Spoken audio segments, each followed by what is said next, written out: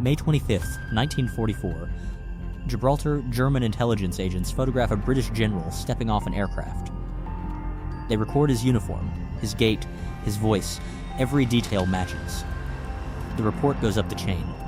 Adolf Hitler receives it. What none of them know, the man they are watching is a Pay Corps lieutenant named Clifton James, an Australian actor who 4 weeks earlier was processing military payroll and had never once in his life pretended to be a general. In England, the real Montgomery was 11 days away from the largest amphibious invasion in history, reviewing troop dispositions, coordinating with Eisenhower, managing the operational security of an assault that, if its location leaked, could cost hundreds of thousands of lives. Same face, same beret, same distinctive two-badge cap, different man. This was not improvisation. This was Operation Copperhead. One actor, one prosthetic finger, 6 weeks of preparation, and a reception in a city the British knew was crawling with German agents. The question British planners could not answer before sending him was also the question they could never answer after. Did it work? By early 1944, the London Controlling Section, in the British intelligence body with authority over all Allied strategic deception, had built a system that ran simultaneous misdirection across 6 theaters. Phantom army groups, fabricated radio traffic, false troop buildups visible from German aerial reconnaissance. Each strand is designed so that pulling one would not unravel the others. Operation Bodyguard was the name for this architecture. And Brigadier Dudley Clark, commander of a force in Cairo, was one of its most operationally precise architects. Clark's insight was not tactical, it was all psychological. The German high command was not tracking territory, it was tracking commanders. And the one Allied commander whose location carried the most intelligence weight in 1944 was Montgomery. Think about what that belief represented. The Germans had convinced themselves that where Montgomery was, the invasion would be. They had turned their own assumption into a vulnerability. Liddy and they had an idea. Clark-a-Lark identified that belief as a weapon. All he needed was the right face to hold it. The operational problem was precise. You cannot place a general where he is not, unless you can find someone who, to German eyes, already is him. Clark's team eliminated 2 candidates before they found their answer. The first broke his leg in a motorcycle accident before deployment. The second actor, Miles Mander, was eliminated because he was too tall. It was Lieutenant Colonel JVB Jervis Reed who found the solution in a photograph published in the News Chronicle. The man in the image was M.E.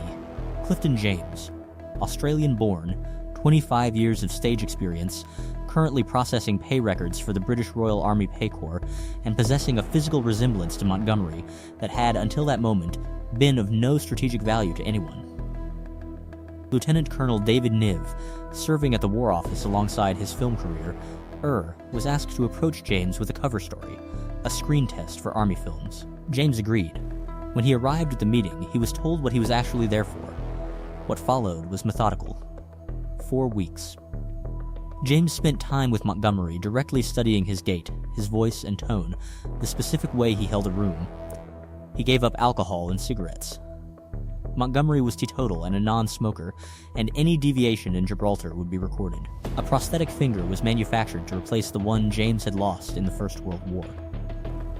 One borrowed identity, assembled from the outside in. The gap between a Pay Corps lieutenant and a field marshal was closed, one calibrated adjustment at a time. On 25 May 1944, Lieutenant M.E. Clifton James flew out of RAF Northolt aboard Winston Churchill's personal aircraft. He was traveling under Montgomery's name, wearing Montgomery's uniform, and carrying the operational weight of D-Day on a prosthetic finger and 6 weeks of rehearsal. Gibraltar was not chosen for its scenery. British intelligence had documented the Rock as one of the most active Abwehr surveillance environments in the Western Theater. They knew which German agents were stationed there. They knew where they watched from. They had, in effect, pre-selected their audience. Pause and consider what that means. The British had designed a performance for a specific crowd of people who had no idea a performance was being staged. The German agents in Gibraltar were not potential victims of a deception. They were the target demographic. At the Governor General's residence, a reception was held. James spoke. He moved. He held the room with the deliberate authority of a man who had spent 4 weeks studying its owner from close range. In the flow of conversation, Aishin carefully staged, precisely placed hints were dropped about Plan 303, a fictitious Allied invasion of southern France. The German agents did not need to be told to listen. They were already listening. What happened next is documented in pieces. Intelligence reports on Montgomery's Mediterranean presence traveled up the Wehrmacht chain of command. According to post-war accounts, including James's memoir, which is a primary but self-authored source, those reports reached a level at which a plan to eliminate Montgomery was considered. Hitler vetoed it. He wanted to wait until the location of the actual invasion became clear. Here is what that veto means. The most powerful military commander in Europe had just made a decision based on intelligence about a man who was not there. Intelligence provided by enemy agents who had been watching a performance staged specifically for them. Whether Hitler was deceived or merely cautious, the historical record does not clearly resolve. But the mechanism had run exactly as Clark designed it. James was flown to Cairo, kept out of sight, waited. The real Montgomery landed in France 11 days later. The honest question about Operation Copperhead is the one its own architects could never answer. First attempt at an answer, German armored divisions were repositioned to southern France in the weeks before D-Day.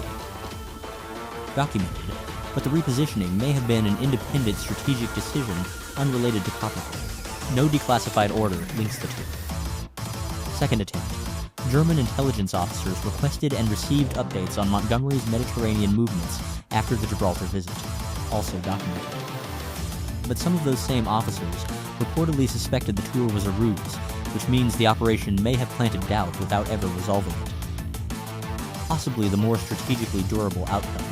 Third attempt, Sir Michael Howard's Official Military History of Strategic Deception in World War II, published by Cambridge University Press in 1990, places Copperhead within the bodyguard framework, but does not isolate it as a decisive element, the honest verdict. 60 years later, no direct causal chain exists in any declassified document linking James's performance in Gibraltar to a specific German decision that changed the outcome on June 6. And here is what that tells us about how deception works at the strategic level. The success of strategic misdirection may be structurally impossible to confirm because confirmation requires the adversary to have been transparent about their reasoning, and transparency is what deception removes. The British Army's response to Clifton James's contribution was institutional silence. He returned to the Pay Corps. No decoration, no acknowledgement. Barred by regulation from discussing what he had done. In 1954, after the operation appeared in a separate published account, James received permission to write his memoir. I Was Monty's Double, one man's account of 6 weeks in a borrowed identity. 4 years later, it became a film. James played both himself and Montgomery on screen. The screenplay added a kidnapping attempt and a dramatic rescue. Neither appears in the documented operational record. The fictionalized version of Operation Copperhead is now more widely known than the operation itself, which means the story of a deception was itself successfully deceived. That is not ironic. It is structurally inevitable. An operation built around performance was eventually processed by the one industry that runs on the same raw material. Operation Copperhead was not a clever officer with a lucky resemblance. It was a managed system, conceived by a deception architect in Cairo, authorized by the London Controlling Section, built with prosthetics and behavioral training and choreographed surveillance exposure, and embedded within a strategic framework that ran simultaneous deceptions across 6 theaters so that no single failure could compromise the whole. One actor. One prosthetic finger. One reception in Gibraltar. 11 days before D-Day. Humor, ants acting, miming, and identity substitution had been industrialized. Treated, logistically, the same way the Allies treated armor and air cover. Whether it worked is a question the historical record leaves open. That openness is not a failure of the archive. It is the operational logic of the instrument. Strategic deception that can be measured after the fact was, by definition, not designed well. And on the morning of June 6, 1944, when 156,000 Allied soldiers hit the beaches of Normandy, while German reserves waited at Calais for an invasion that would never come. A Pay Corps lieutenant from Australia was sitting in a hotel room in Cairo, reading about it in the newspaper, under a name that wasn't his.